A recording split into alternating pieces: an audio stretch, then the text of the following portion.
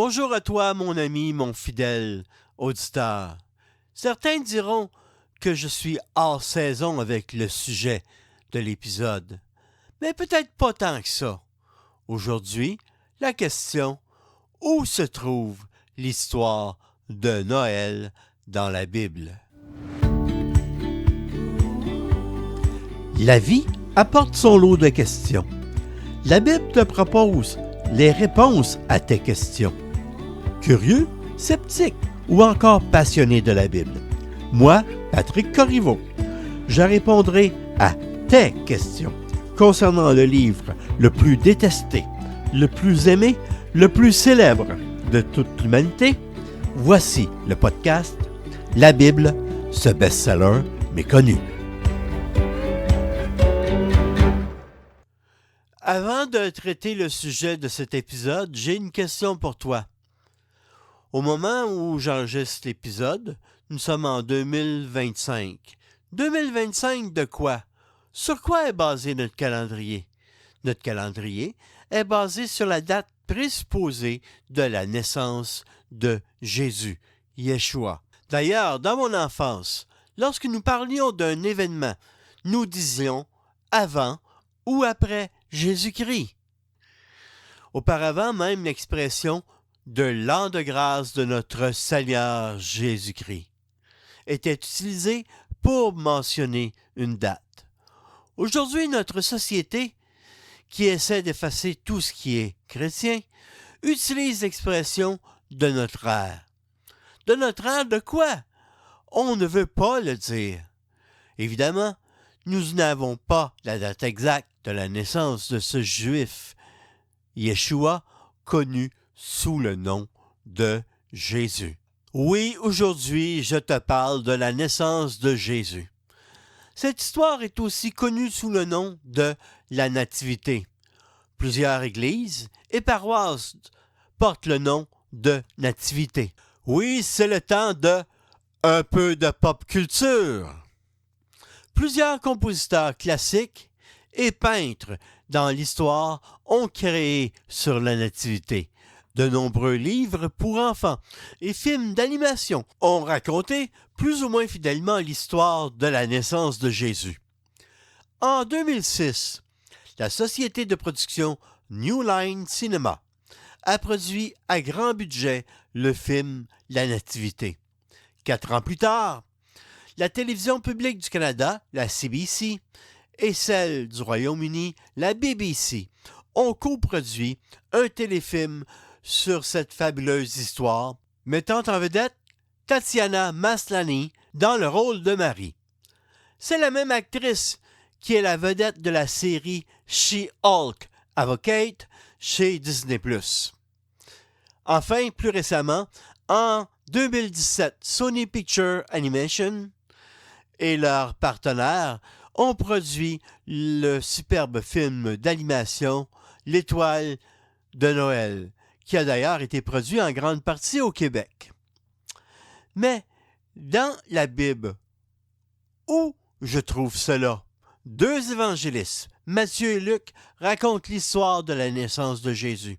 Pour les théologiens, l'histoire de la naissance de Jésus, la nativité, et tout ce qui entoure, avant et après, la généalogie de Jésus, la naissance de Jean, connu sous le nom de Jean le Baptiste, ainsi que la visite de Jésus au temple de Jérusalem à l'âge de 12 ans, font partie de ce que les théologiens appellent l'évangile de l'enfance. Tu trouveras cela dans les 2 premiers chapitres de la Bonne Nouvelle selon Matthieu et également les 2 premiers chapitres de la Bonne Nouvelle de l'Évangile selon Luc. Pour l'heure, j'ai une surprise pour toi. Nous allons écouter un extrait audio du film Jésus, fait en 1979, basé sur l'Évangile, la Bonne Nouvelle de Luc, concernant l'Évangile de l'enfance. Je remercie Agapé France, Agapé Média, pour son autorisation de diffuser cet extrait de l'histoire de la Nativité. En ce temps-là, César Auguste était l'empereur des Romains, et Hérode le Grand, roi de Judée. Dieu envoya l'ange Gabriel à une vierge du village de Nazareth. Elle s'appelait Marie. L'ange lui parla et dit : « N'aie pas peur, Marie, car tu as trouvé grâce devant Dieu. Tu concevras et tu enfanteras un fils à qui tu donneras le nom de Jésus. Comment est-ce possible? Je suis vierge. Le Saint-Esprit viendra sur toi. C'est pourquoi le Saint-Enfant qui naîtra de toi sera appelé le Fils de Dieu. Son royaume est éternel. »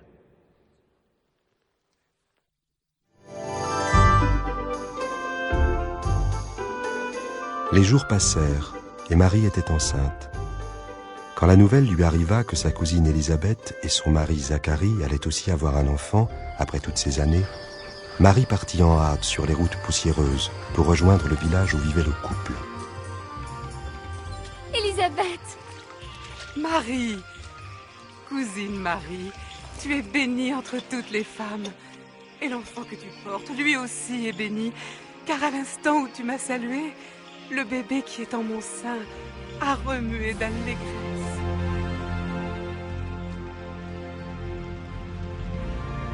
Mon âme exalte et magnifie le Seigneur, et mon esprit a trouvé la joie en Dieu, mon Sauveur.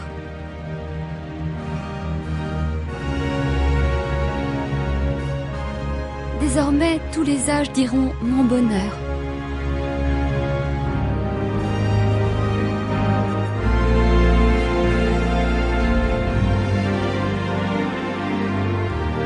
Les jours se transformèrent en mois, et le temps de la naissance approchait.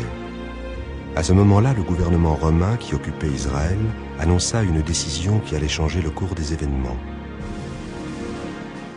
Sachez, hommes de Nazareth, que l'empereur César Auguste a fait paraître un édit exigeant un recensement sur les territoires occupés de Galilée et de Judée.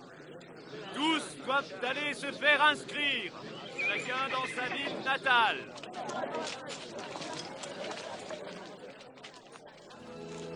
Marie et Joseph se mirent en route. Un voyage de plus d'une semaine à dos d'âne à travers la montagne, pour rejoindre Bethléem, afin d'y être recensés. Mais une fois arrivés, il n'y avait plus de place pour eux à l'auberge. La fréquence des douleurs de Marie s'accélérant, ils finirent par s'installer dans une étable pour y attendre la naissance du bébé. Dans les champs environnants, des bergers passaient la nuit à la belle étoile et surveillaient tour à tour leurs troupeaux. Tout à coup, ils virent apparaître devant eux un ange du Seigneur, resplendissant d'une gloire divine. Que se passe-t-il? Qu'est-ce que c'est? Regardez cette lumière. Elle éclaire tout le ciel. Un ange! C'est un ange! Aujourd'hui, dans la ville de David, un sauveur vous est né. C'est le Christ, le Seigneur. La ville de David. C'est Bethléem! Allons vite voir ce qui s'y passe. La joie des bergers était grande. La tradition juive leur avait enseigné qu'un jour, un Messie, le Sauveur, naîtrait et donnerait sa vie pour eux en pardon de tous leurs péchés. Ils partirent donc très vite pour trouver le nouveau-né. C'est un miracle. Les bergers trouvèrent rapidement Joseph, Marie et Jésus. Le bébé bien enveloppé dans un lange était couché dans une mangeoire. Les bergers s'en retournèrent, louant et glorifiant Dieu au sujet de tout ce qu'ils avaient vu et entendu. C'était bien ce que l'ange leur avait annoncé. La loi juive exigeait qu'un petit garçon soit circoncis à l'âge de 8 jours, une cérémonie religieuse importante. Donc, une semaine plus tard, Marie et Joseph emmenèrent l'enfant à Jérusalem, la capitale dans les montagnes de Judée, à quelques heures au nord de Bethléem. La jeune famille se fraya un chemin à travers les rues étroites et animées, vers le temple, cœur de l'activité religieuse. Siméon, homme d'une piété profonde et sincère, s'approcha d'eux dès qu'ils arrivèrent. L'Esprit Saint avait promis à Siméon qu'il ne mourrait pas sans avoir vu le Messie, celui que les Juifs espéraient voir venir dans le monde pour le pardon des péchés. Siméon reconnut Jésus comme l'envoyé du Seigneur. Il le prit dans ses bras et commença à prier. « Maintenant, Seigneur, tu peux laisser ton serviteur mourir en paix. Tu as tenu ta promesse, car de mes yeux, j'ai vu le Sauveur qui vient de toi. Que le Très-Haut vous bénisse. La jeune famille retourna à Nazareth, son village dans le nord. Marie conservait précieusement dans sa mémoire le souvenir de ces événements et y repensait souvent. L'extrait audio que tu viens d'entendre provient du film Jésus, réalisé en 1979. Si tu veux voir ce film, qui a été traduit dans de nombreuses langues, il est disponible à plusieurs endroits, mais l'adresse officielle, Jésus sans l'accent sur le e.fr, Jésus.fr.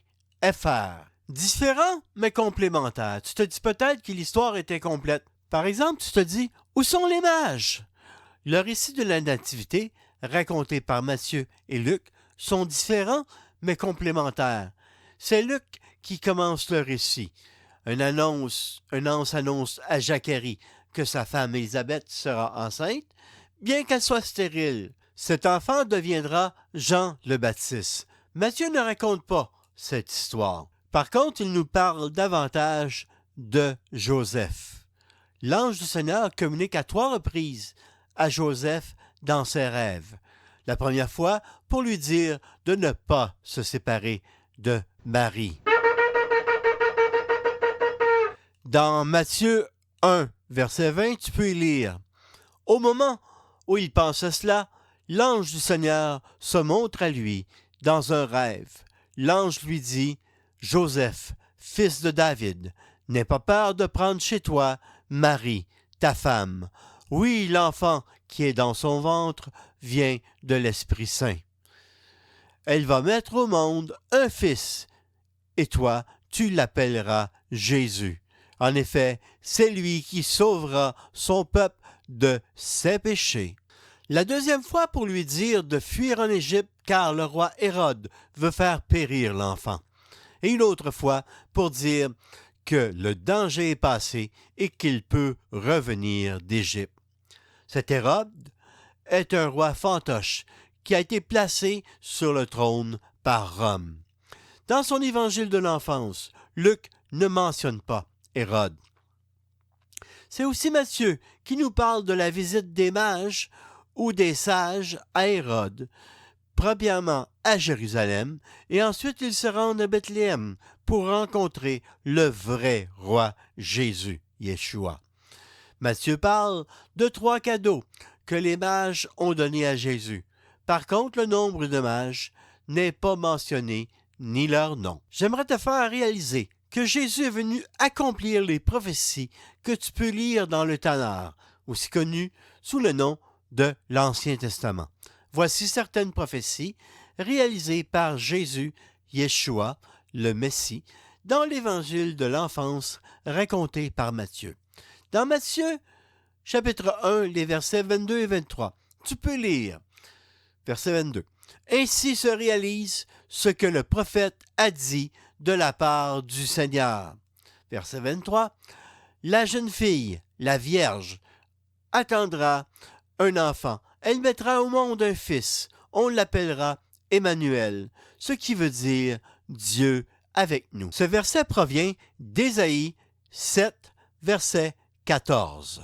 Le temps me manque pour te présenter d'autres prophéties réalisées grâce à la naissance de Jésus.